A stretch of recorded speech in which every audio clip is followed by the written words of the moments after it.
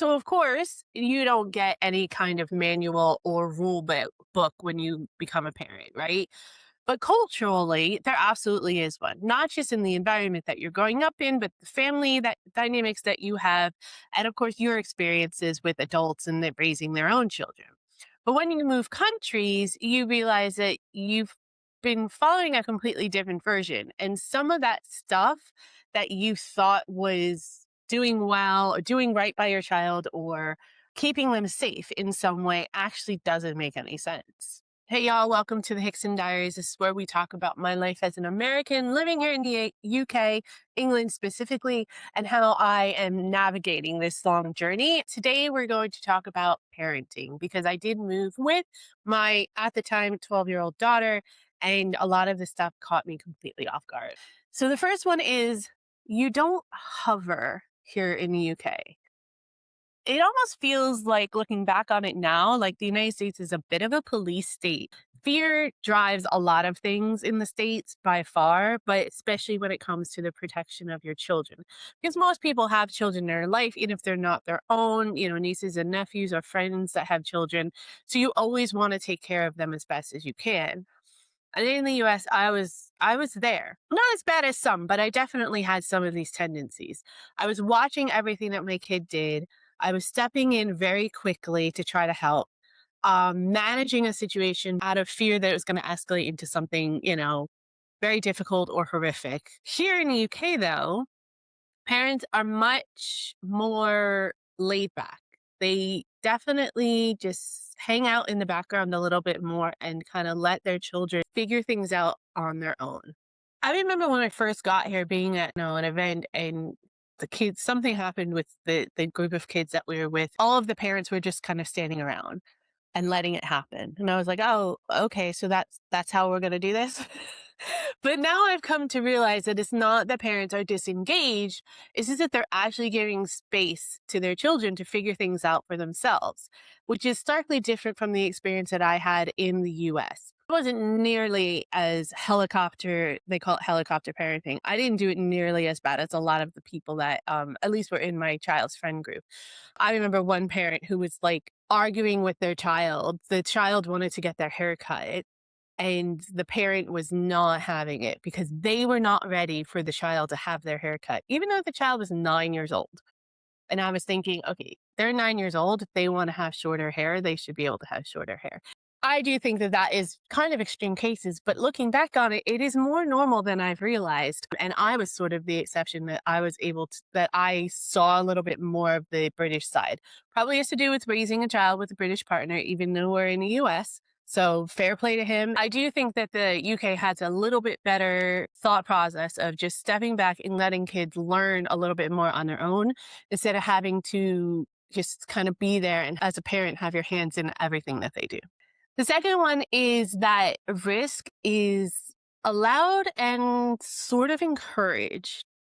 I mean, UK playgrounds don't play around. My kid is a little bit older, but I've noticed they're a little less padded, a little bit higher, and a little less controlled. Not unsafe by any means. They just kind of remind me of how things used to be when I was a kid. There's not as so much like emphasis on, oh my God, it's blacktop. What if they hit their head kind of situation. It's just that the mindset here is not prevent every fall. It's more like, if they fall, let's figure out how to teach them how to handle it. I do appreciate that a lot. I mean, my child is, like I said, a little bit older, and I was really nervous. I remember the first time that I let her go on a bus or a train all by herself because that's just not something that we would do in America. We would drive them anywhere they have to go. We definitely not let them go on their own. It turned out to be completely uneventful, and she ended up enjoying being able to do it on her own. The third one is a little bit camped onto that. It's basically that they have a lot more freedom here. Kids walk to school here or bike to school here alone. I've seen kids on buses and trains going to different towns to go to school by themselves. And younger kids, not just my daughter's age, much younger kids. It genuinely stopped me in my tracks when I first saw it because I'd never seen anything like that before, at least not accompanied by an adult or being on a designated vehicle like a school bus. Because where I come from, that's a huge safety factor. You would definitely be having a conversation with the local school board or council saying, what the hell, why are you putting our kids in an unsafe situation? But here is completely normal. Yeah, I've seen it all the time, and parents don't think twice actually about it. I do think that at a certain age, you can probably trust them, especially if you've done the trip with them a few times and they're familiar with, the do's and don'ts and the rules and who to go to in an emergency. I think in those cases, it can actually benefit their independence and confidence, just like taking a little bit more risk. I suppose that one would be a risk more for the parents' point of view. But you have to ask yourself in these situations, is it about safety or perception, right? And what are we instilling our own insecurities and fears on our kids by not allowing them to have the freedom to at least try to do this? The next one is a little bit unique, and I remember having conversations with my partner about it, but birthday parties are not a production here. In America, birthday parties are, let's be honest, they can be a little bit overwhelming. They are big to do. And I have to admit that I totally fell into this. Up until my daughter was like 7, I had like a theme for each one. I made the cake, I had games, we dressed up sometimes. Always a big to do because we only had one, and I was like, I want to give them the best birthday ever. Right? Here in the UK, if you have a party, it's much, much simpler. And I even remember my partner saying he'd never had a birthday party in his life. The only thing he got to choose what they had for dinner. That was how they celebrated his birthday for a really long time. I think you can probably do a party, especially for younger kids, but you don't have to make it a big to do at all. Definitely, looking back, probably went a little bit overboard and crazy about it, but I enjoyed the creative process of it. So I guess that's where and why I got caught up in it. But I didn't realize how much pressure I was carrying with it either. Now she's older and I don't have to. And I look at the younger kids in our life and I'm like, yeah, it's not probably not worth all of that stress and pressure I put myself under.